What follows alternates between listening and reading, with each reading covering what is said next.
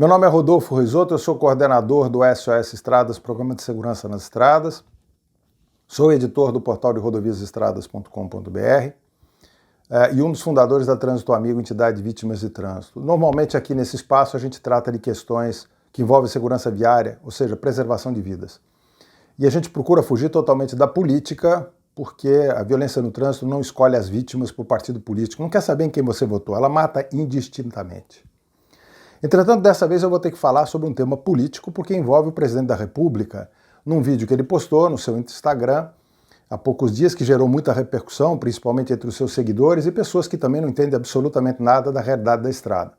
Como eu conheço, eu achei que era necessário prestar alguns esclarecimentos, já que teoricamente o intuito do presidente é ajudar os caminhoneiros e mostrar para ele o caminho de como é que deve ser feito para ajudar os caminhoneiros e a sociedade brasileira. Nesse vídeo ele discute uma questão que um caminhoneiro reclamou com ele, de que alguns pontos de parada cobram o pernoite dos caminhoneiros que não abastecem, ou seja, não geram receita nenhuma para o ponto de parada. Ele pegou o telefone, ligou para o diretor da Polícia Rodoviária Federal, que por alguma razão não atendeu, depois ligou para o ministro da Justiça, praticamente determinando que a Polícia Rodoviária Federal vai fiscalizar e verificar quem é que está fazendo esse tipo de cobrança, como se isso fosse um grande absurdo. Ao que eu saiba, o presidente da República é um defensor da iniciativa privada. Há pessoas que querem tudo de graça e normalmente isso não são nos regimes políticos que me parece que ele simpatiza ou que defendam o tipo de economia que o presidente e o seu ministro defendam. Eu tenho 2 milhões de quilômetros de rodovia nas costas, não sou teórico do tema, eu fiz um estudo chamado A Importância Social e Econômica dos Pontos de Parada, então eu tenho condições de falar sobre o tema. Muitos dos municípios brasileiros surgiram em torno dos pontos de parada. Nos pontos de parada, inclusive, além dos empregados que eles geram, dos empregos que eles geram, melhor dizendo, alguns deles têm milhares de itens sendo vendidos ali, que são fornecidos por gente da região ou de vários segmentos, e, portanto, uma cadeia de gente se beneficia da existência desses pontos de parada. E, naturalmente, todos estão ganhando. Então, vamos ver lá na origem como é que funciona isso. Vamos chegar ao agronegócio, fundamental na economia brasileira, produz, todo mundo que trabalha para essa produção está ganhando. E o produtor vai vender o resultado do seu trabalho, do investimento que fez, e para levar até o seu cliente, e ele está ganhando ao vender, ele precisa contratar um serviço de transporte. Ele contrata uma transportadora que vai ganhar. E ele tem um caminhoneiro dirigindo esse caminhão que vai ganhar. Se ele contratar um transportador autônomo, vai ganhar no frete. Todos estão ganhando nesse processo. O caminhão sai com o tanque cheio. Perfeito? Com autonomia para rodar aí, às vezes, 2.000 quilômetros sem parar. A Petrobras ganhou, tem um monopólio, inclusive, o governo ganhou com os impostos. Não necessariamente esse abastecimento é regular, é importante que o presidente tome ciência disso. Existem mais tanques instalados irregularmente no país, 3 ou 4 vezes mais do que postos regulares no país.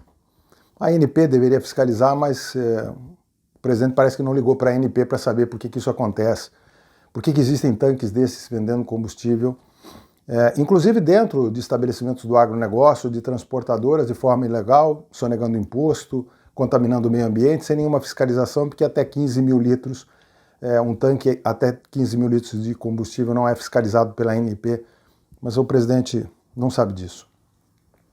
Deveria saber, mas não sabe. Mas vamos lá.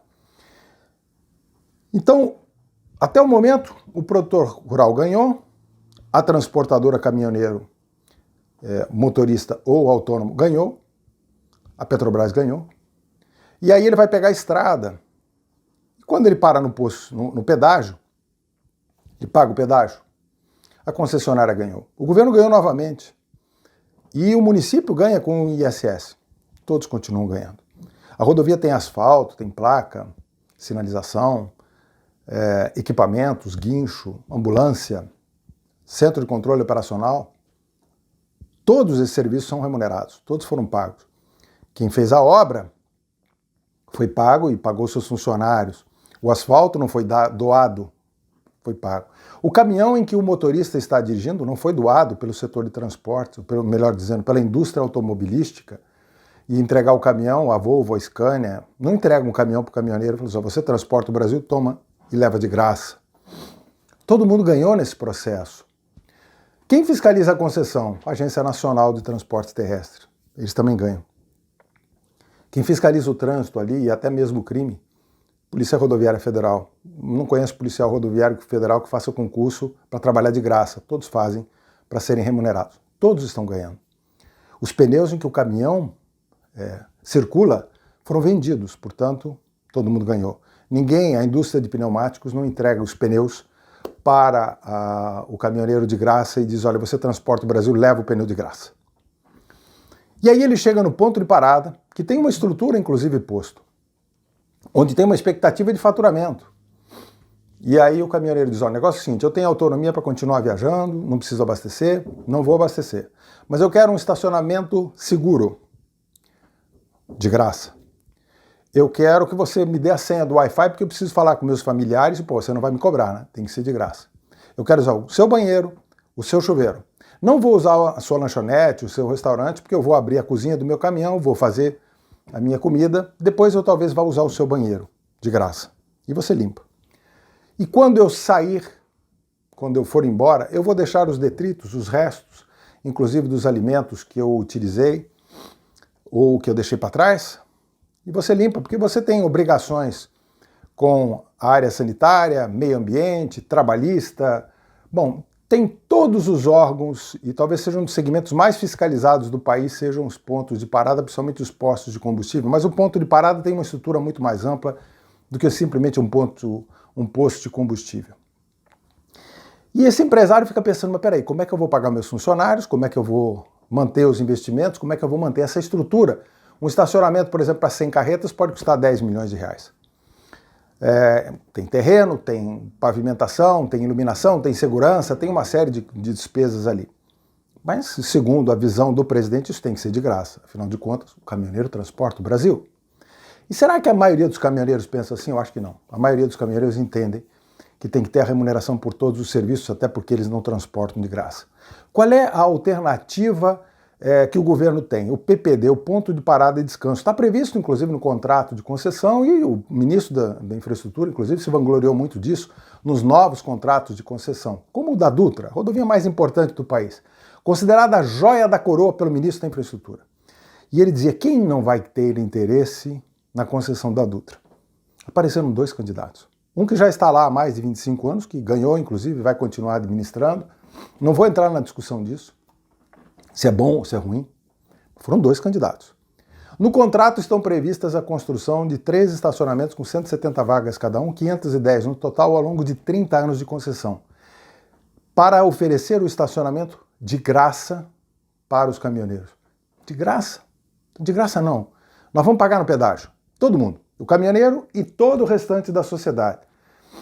Assim como os motociclistas hoje estão circulando nas rodovias dentro dos novos projetos de concessão, sem pagar pedágio, porque não tem que pagar, né? Mas nós estamos pagando, viu? Os que dirigem outros veículos, todos estamos pagando. Portanto, de graça, não tem. Estão fazendo cortesia com o nosso dinheiro, mas tudo bem. Faz parte da política, né? Vamos ser simpáticos aos motociclistas. E eu não quero nem conquistar a antipatia dos motociclistas, mas não acho justo eles não pagarem. Acho que tem que pagar, como todo mundo. Ou não paga ninguém, ou paga todo mundo. Bom, aí vem o lado interessante. A concessão da Dutra, né, que é considerado o exemplo, todos os caminhoneiros e todos os motoristas que circulam ali, mas em particular os caminhoneiros, correm um grande risco aonde? Na descida da Serra das Araras. São 9 quilômetros de descida extremamente perigosa, onde um monte de gente morreu e tombou. Alguns dos acidentes mais violentos, mais graves da história do país ocorreram ali. E aquela descida é de 1937. 1937. Aliás, o presidente da República já andou por ali um monte de vezes quando saía da academia para ir para o Rio de Janeiro.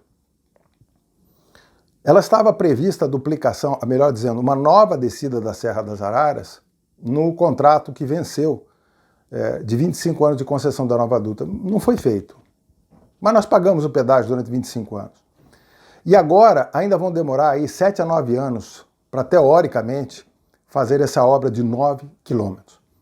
Portanto, nós vamos pagar em torno aí de 34 anos pagando pedágio para construir aquilo que deveria estar pronto já no primeiro contrato de concessão e que foi construído em 1937. E talvez o ministro e o próprio presidente podem dar lá uma olhada nos livros de história e ver que nos anos 60, os governos, inclusive em parte o governo militar, construíram, duplicaram 320 quilômetros da Dutra, fizeram inclusive uma nova subida da Serra das Araras, e se eu não estou equivocado, 7 anos. E nós vamos passar 34 anos pagando pedágio para construir 9 quilômetros de descida da Serra das Araras, mas o problema, segundo o presidente, são os pontos de parada. E os contratos de concessão são uma maravilha, pelo menos na avaliação do ministro da Infraestrutura. Agora vamos entender novamente a questão do ponto de parada. Vamos voltar lá no início da pandemia, né? Quando iniciou a pandemia, o que aconteceu? Todo mundo ficou com medo do contato, mas tinha gente que tinha que trabalhar de qualquer forma, dentre eles os caminhoneiros. E todo mundo valorizou o trabalho dos caminhoneiros. Eu não conheço ninguém que criticou. Todo mundo achou fantástico o que eles estavam fazendo, correndo risco, né, se expondo à doença. E nós defendemos os caminhoneiros em várias ocasiões, inclusive prestamos vários serviços para ajudá-los nessa operação. E uma das coisas interessantes era o seguinte: no início começaram a criar uma série de restrições para a operação dos pontos de parada. E aí a gente mesmo levou, inclusive, informações, alguns governadores de estado dizendo: peraí, vocês estão loucos? Onde é que o caminhoneiro vai abastecer, ter banheiro, dormir, etc., se ele não tiver o ponto de parada funcionando, onde ele vai comer? Ele não vai entrar com uma carreta com 30 metros dentro da cidade, com 40 toneladas, para ir numa lanchonete que vai estar fechada, para usar um banheiro que provavelmente vai estar fechado, dentro de uma cidade pequena. Isso não acontece. Então, o bom senso acabou imperando e os pontos de parada operaram. 99% deles com prejuízo, mas estavam lá. O caminhoneiro tomava cuidado para não ter contato com as pessoas, né, usando máscara, álcool gel, evitando, mantendo o distanciamento. E lidava com 5, 10 pessoas no máximo por dia. E o funcionário do ponto de parada? E o proprietário do ponto de parada? Com centenas de pessoas.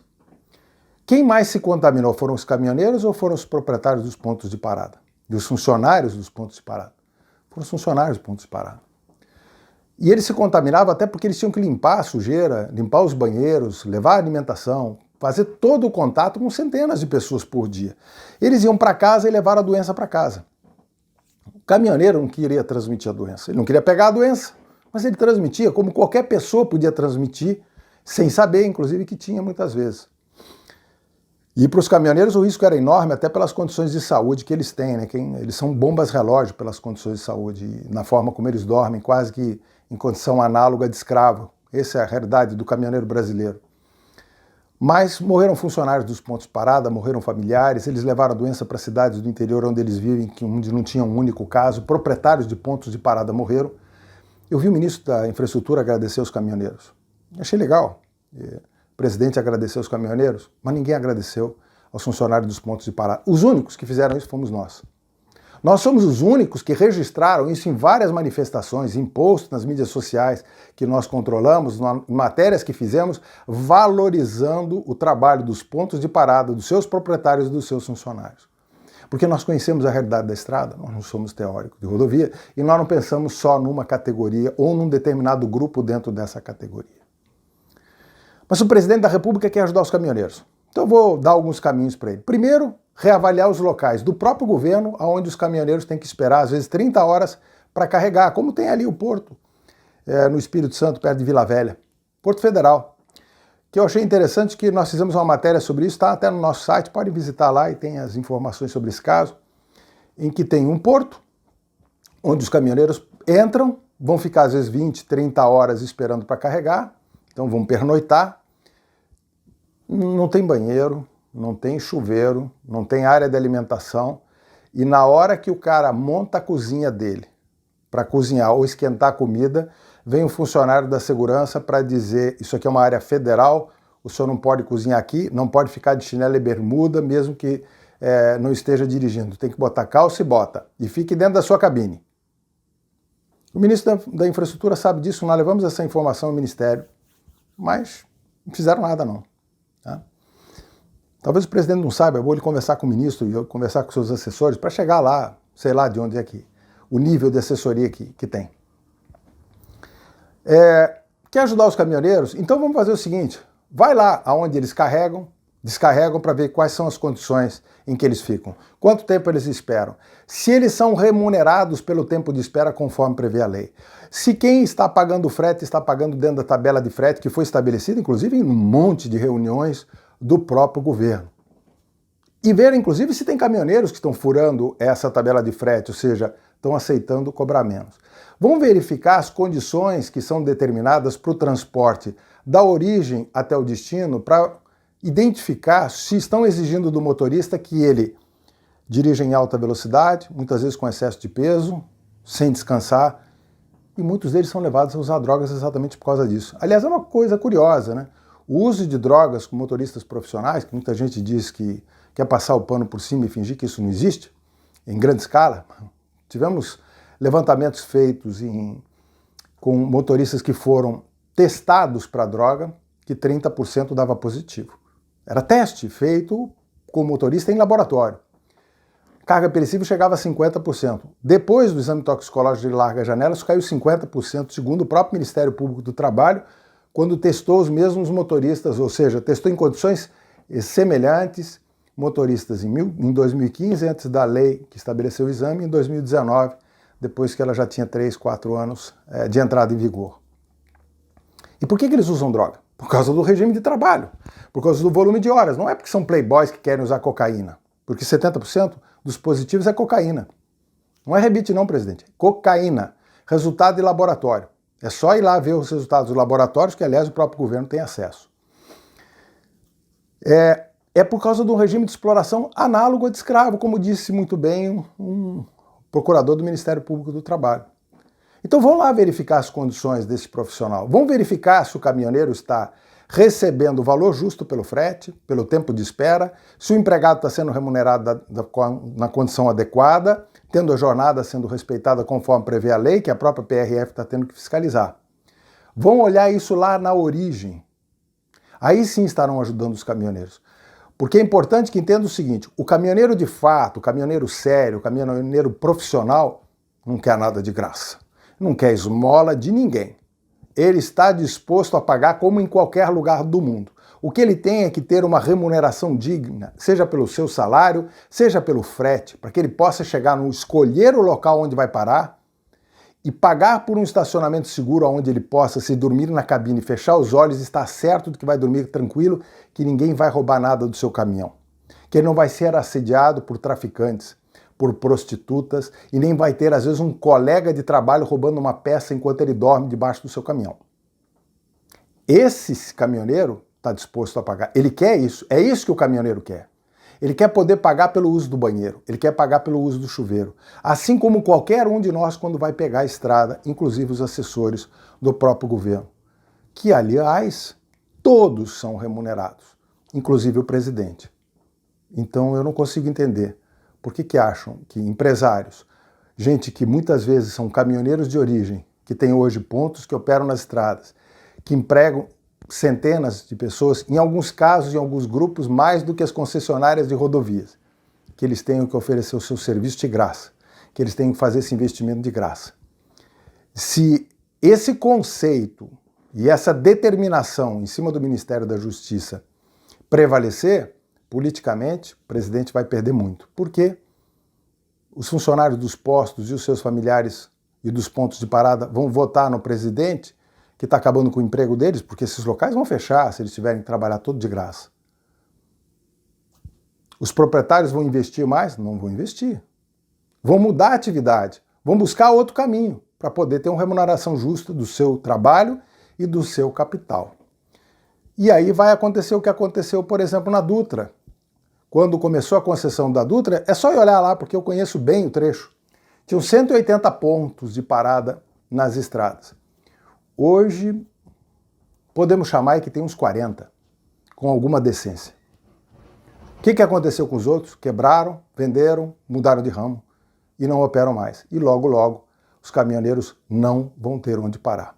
Ou nós vivemos um país em que se valoriza a iniciativa privada e que todos têm que ser remunerados, ou nós vamos viver em outro tipo de regime, que teoricamente o presidente Bolsonaro diz que é contra. Eu espero que ele seja a favor da iniciativa privada e que ele realmente queira ajudar os caminhoneiros.